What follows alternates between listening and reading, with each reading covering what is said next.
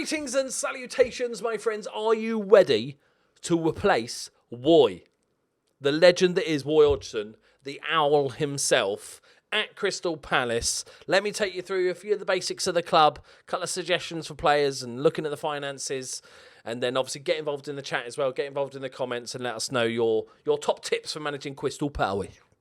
Right. Develop club using the club's youth system. I'm not sure the youth system is great, but we'll have a look at it. Play counter-attacking football, which is first time I've seen that so far.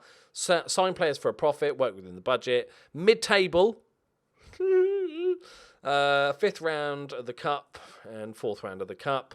And then top half finish, top half finish, top half finish, top half finish, or work towards. So mid-table finish, top half finish, top half finish. So not too bad. They don't want too much too soon. Obviously, completely up to you whether you actually play counter-attacking football. But let's how much money we got to spend. 30 million. That's a lot more than some of the bigger clubs, to be honest. 30 million quid. Not much in wages. 40 grand in wages, but we can do a little adjustment if you need more. Let's have a look at the squad. Not going to go through the whole squad. Just sort of pick out the obvious bits and see if we can spot any real obvious weaknesses. Let's get rid of all the loanies. Right, so in goal we have Vicente Guitar. Go for it. Fancied it. 32 years old. Not too bad at all. Loves a punch. And then we've got Wayne Hennessy and Stephen Henderson. Yeah, I knew that as our backups. Bit ropey, but that's fine for the time being. We got the experienced Gary Cahill. His pace is not too bad. He's holding up. He can just about play as a ball-playing defender. 11 passing is just about enough, but really good captain material. Like, perfect for a team like this. You're going to get 1 or 2 seasons out of him. No problem whatsoever. Really good signing, I think. We got Scott Dan, another experienced. James Tompkins, who starts 3 months out. Martin Kelly, who can play right back, more of a defensive right back, or as a centre back. Mamadou Sakho, spaghetti legs himself as a ball-playing centre-back. I still like him. He's weird, but I like him. So centre-backs, we're all good for. We've got Van Arnholt at left-back. We've got Joel Wards, who's also a full-back. Schlupp, also a full-back. So not too bad. Defensively, pretty okay for the time being. Into midfield, we've got McCarthy, Miljevic, he's the penalty taker dude with the beard. No, am I thinking of somebody else? Might be thinking of... No, probably thinking of something else. Hang on. No, it is him. 17 penalty taking. I'm a genius. Accidental genius. As a sort of ball-winning midfielder, but actually pretty well-rounded. You could play him as a deep-line playmaker. If you needed to, you could play him. He would be an amazing ball-playing centre-back that also takes penalties and free kicks and corners. Like he's actually really, really beastly. I like him. Going through a few more. Andros Townsend, obviously a good winger. The sort of biggest contention here is the never-ending story of, will you be able to keep hold of Wilfried Zaha? This week, will he want to leave again? You never know. But he's a very, very good player, pacey and stuff. I'd probably just fuck him off, to be honest, make a load of money. Who actually wants him? Liverpool, Man City, Real Madrid. Yeah, because he's not that amazing. Like, he's rapid, loads of flair, loads of dribbling, decent finishing. That's kind of it. There's lots of holes in his game, and for that sort of money, if you're selling him for 70, 80 million, I'm all over that shit, to be honest, because he's going to want to leave again, isn't he?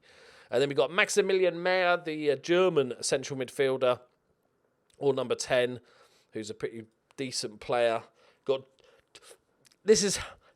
I think we know where we're going to spend our money. We have the prolific striker that is Jordan Ayew, Connor Wickham, and Christian Benteke.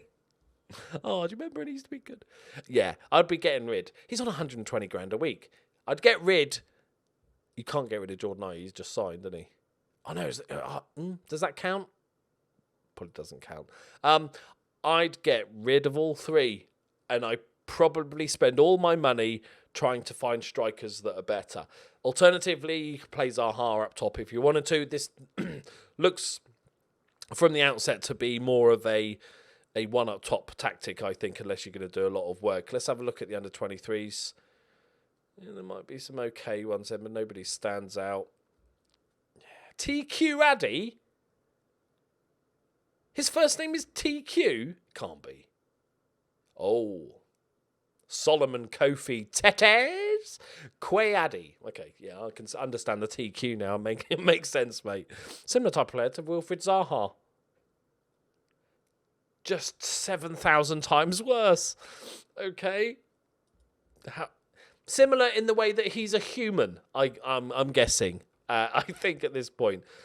So, yeah, strikers. Goals. Need goals. Especially, I would sell Zaha. I would need a little bit more strengthening, maybe play an inside forward or inverted winger tactic with one up top, but I'd make that one up top like a really solid all-rounder, I think, because the rest are just not cutting it. Let's have a look at the staff. Filled up all the slots and it's not great. Maybe going forward we might need to request more coaches. Lots of scouts. In fact, 2 over our scout thing, but I imagine a lot of these are quite bad because we're still below the average in a lot of areas. So that's not great. Medical staff needs work as well. So that whole area needs work. Dynamics is pretty good. Atmosphere is good. Cohesion will be fixed with time anyway. Nothing too much to worry about. Who's the team leaders? Zaha. Yeah. Okay, so even if we lose Zaha, we've still got those 2 guys that we definitely want to build the team around those 2. So that's not too bad at all. Facilities. Always good to check out our facilities. Pretty small stadium. Maybe worth long-term save, looking to increase that. Pretty much everything's good and adequate. So long-term saves, all that needs to be done. So save your pennies, everyone, because you're going to need quite a lot of money. But £30 million spent, I'm looking to spend like maybe 20 million quid on a striker that's going to be my first choice, and then maybe 10 million quid on a wonder kid striker that gets to play the cup games and stuff like that. Obviously no European football, so it's not too horrific, but yeah, not too bad at all.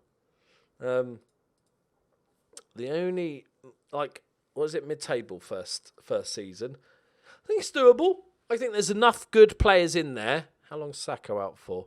There's enough good players in there that mid-table is definitely realistic. So, yeah. Let me know. So, if you are a Crystal Palace fan or you're managing them in FM20 and you want to just get involved in the comments and suggest to people what tactics you used, I think the big question is, do you keep or do you sell Zaha? You know he's going to want to leave because he's Zaha.